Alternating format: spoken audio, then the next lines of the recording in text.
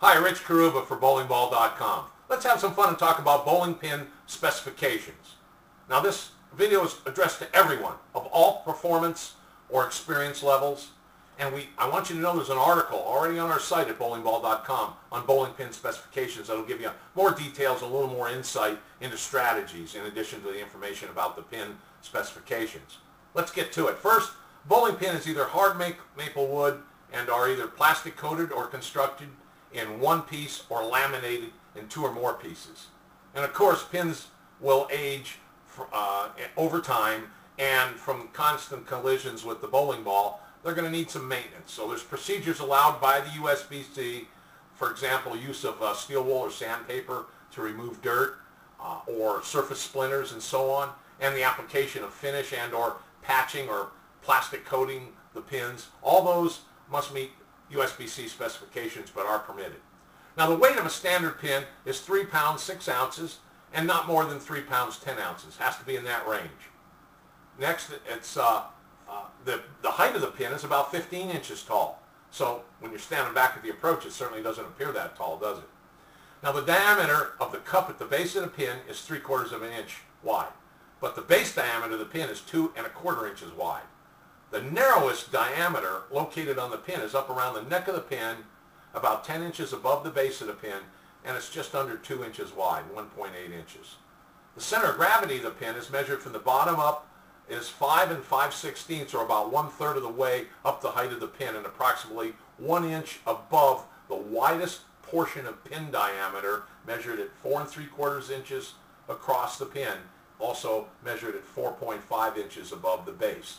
So the CG of a bowling pin and the widest part of the pin diameter are very near the same point. It's interesting because the bowling ball will contact the pin, given the same radius measurement of the bowling ball, is also 4 1/2 inches above the lane surface. So because of this, we can start predicting pin carry, can't we? It's also useful to know something about the pin spots on the pin deck and their relative locations. So the 7 and 10 pins, as example, are 2 3/4 inches from the edge of the lane. The pin spots are 2 1/4 inches in diameter and must be placed 12 inches apart in an equilateral triangle formation. The back row of pins, 7 through 10 pins, are 3 inches from the back edge of the pit at the end of the pin deck. The distance from the center of the 7 and 10 pin spots, as example, to the nearest kickback panel is just over 12 inches. And that 12 inches of the kickback panel plus the additional 2 3/4 inch the corner pins are spotted on the deck yields a little over 15 or about 15 inches a pin must travel from the kickback to contact the corner pins on strike deliveries.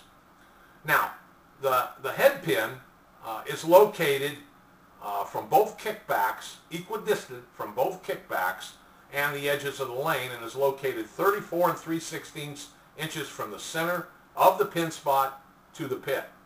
The overall width of a bowling lane is 41 1/2 inches, not including the channel measurements. So with these specifications, it's easy to understand and visualize how a bowling ball has to be delivered to be effective impacting the pins. We hope some of this information is useful to you. Don't forget to check the article for more information on this subject. While you're here, don't be bashful to check all our wonderful products available to you. If you find something you wish to purchase, just follow simple and easy online order instructions. Remember, our store is always open, and we thank you for visiting bowlingball.com.